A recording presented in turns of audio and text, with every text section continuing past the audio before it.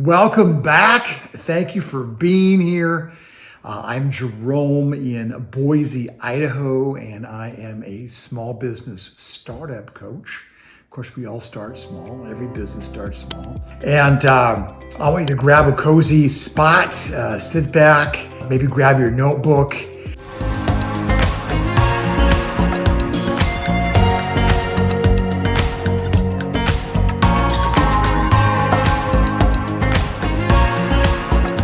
What we want to focus on today are the key elements of a successful business. What goes into it, why does it work, and how you can do that too.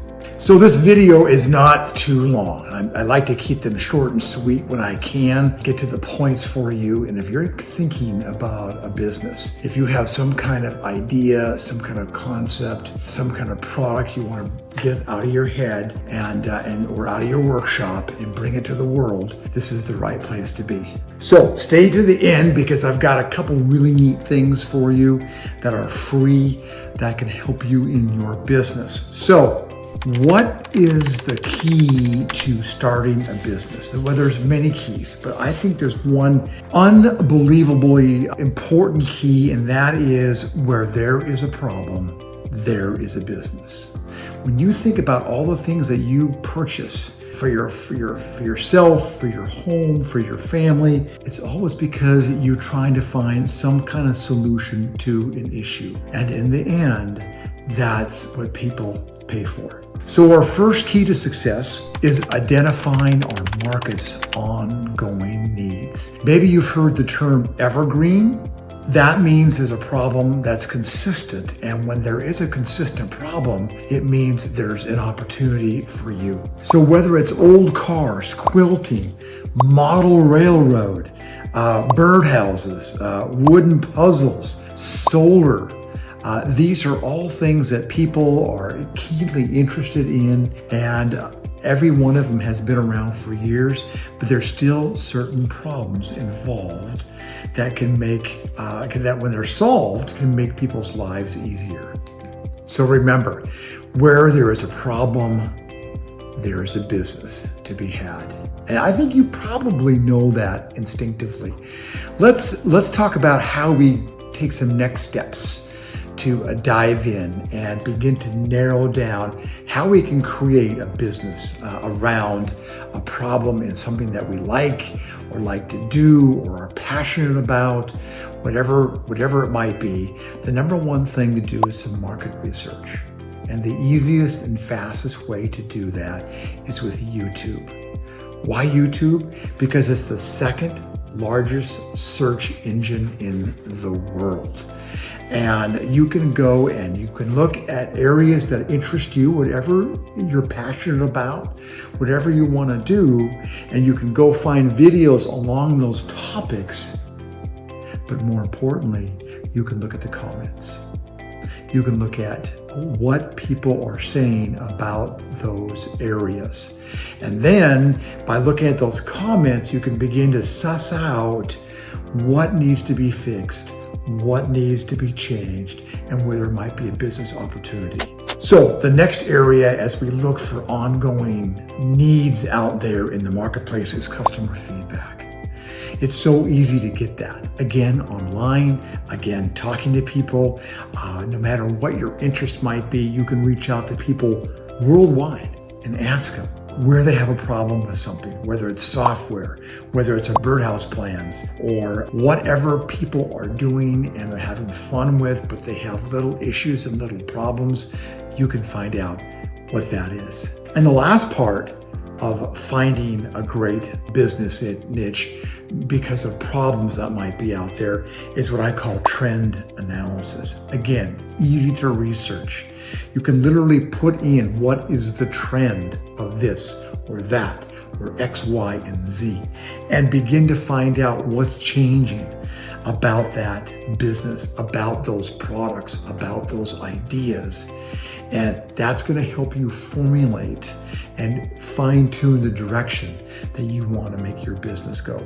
Before we get to the next point, take a look at my new business planner. I'm almost done with it. It's actually in the proof stage right now. You can pre-buy it. And when you do, you're going to get some free coaching that comes with it. You're also going to get $40 off. It's an incredible deal. I have been working on this for a number of years. It's just about done, and it will help you in your business building quest. So the link is down below. Go take a look and get your name on the wait list. Can't wait to have you there. So once you have your idea of what you want to bring to the world for your business, then the next thing we want to do is we want to think about how we're going to scale up and take care of more customers with whatever your solution is by doing all that research. So going back to that term evergreen, we're talking about ongoing problems that you can help fix one way or the other, or something you can bring to the marketplace that's new. And so you want to make sure that we can scale. And what that means is you might be able to take care of 2 or 3 or 4 or 5 customers right now. But what happens when you have 100? What happens when you have 500 or 1,000?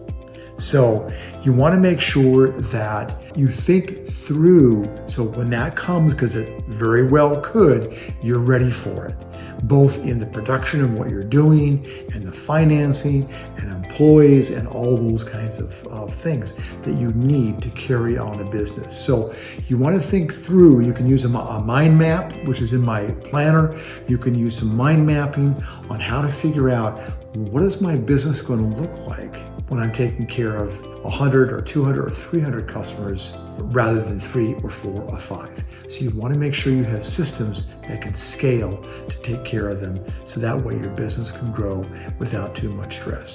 So next, after streamlining processes, the next thing we want to do is we want to invest in some technology. It doesn't have to be expensive. In fact, there's a lot of tools that are free.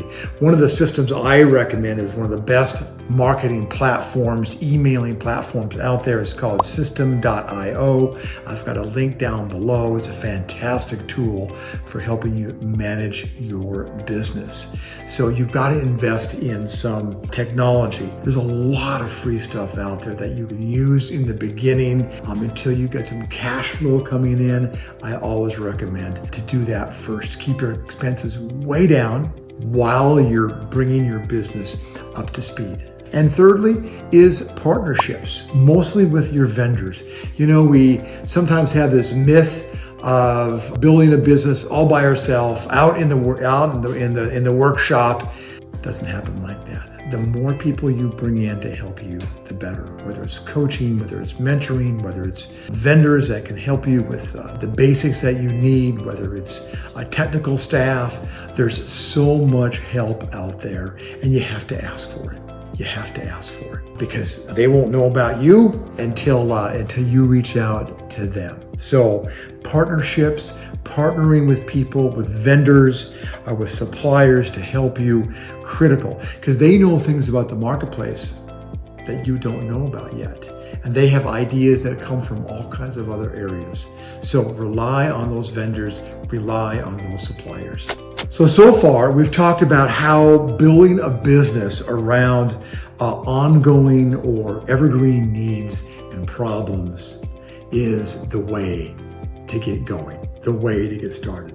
And we talked about doing some market research and making sure that if there is a problem, that we know what it is and we can build a business around it. We talked about making sure we have scalable solutions as our business grows. And lastly, I want to talk to you about something called CLV, Customer Lifetime Value. So a customer is not just a one-time sale, or better not be. I mean, this is what I preach, the 3 R's. You always want to bring and get revenue, get income that has the 3 R's. It's remote, it's reliable, and it's recurring. So you want to set your businesses up so eventually you can manage them from anywhere. And one way to have recurring income is to make sure that we have income streams that are continuous. So how do we do that? The number one way is some kind of subscription-based model. So an example is my friend Josh. Josh is down in Texas. He owns Quality Cage and very heavy duty manufacturing business. But one of the things that we talked about in my coaching several years ago is that he sells these cages to owners who have pets around the world. So they buy those cages one time. That might last 2 or 3 or 5 or 10 years, who knows how long, based on the kind of animal that they has. But there's some ongoing needs, right? There's bedding, there's water bowls, there's food. The list is endless. Cleaning supplies for those cages. So those things he packaged together, and people can buy those on a monthly or quarterly basis. So just because you sold a cage once doesn't stop the revenue. The revenue keeps on going. That's what I want you to think about, is how, with your product, with your concept, with your idea, how to have long-term revenue that you can sell on a monthly or quarterly basis to all your customers. Number 2, when it comes to lifetime value for customers, is personalized experiences. You know, one of the things that we did when we had our coffee company is every time a bag of coffee went out, we had a little note in there, a little personal thank you note. Sometimes we had sayings of the week.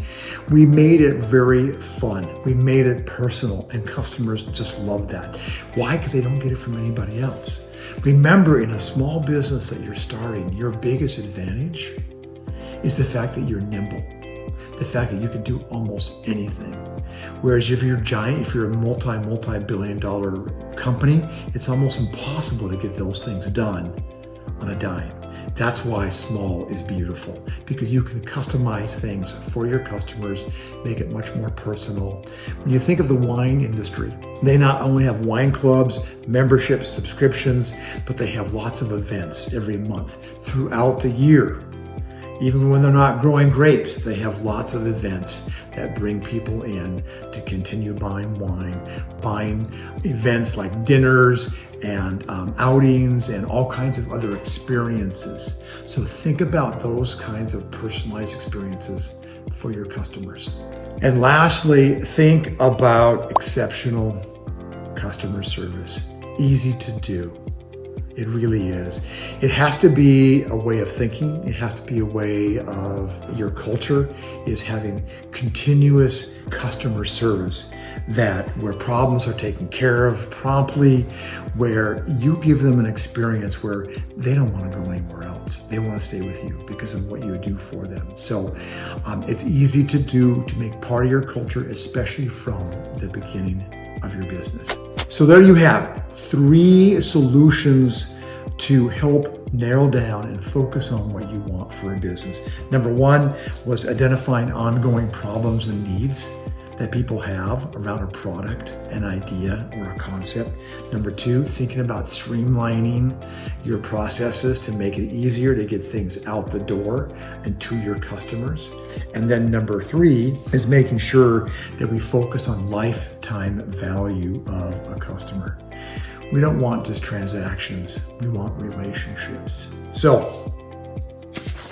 what else do we have here for you? Okay. Thanks for joining me today. I really appreciate you being here. If you haven't subscribed yet, please do. It's a huge help to the channel, and also it gives me a little more oomph to be bringing you more videos. I love hearing from you, so please put your comments, your thoughts, your ideas, your questions down below. Be sure to grab that new planner that I've just finished writing. As you fill the planner out, it develops your business plan with you and for you. And then I mentioned 2 things at the end here.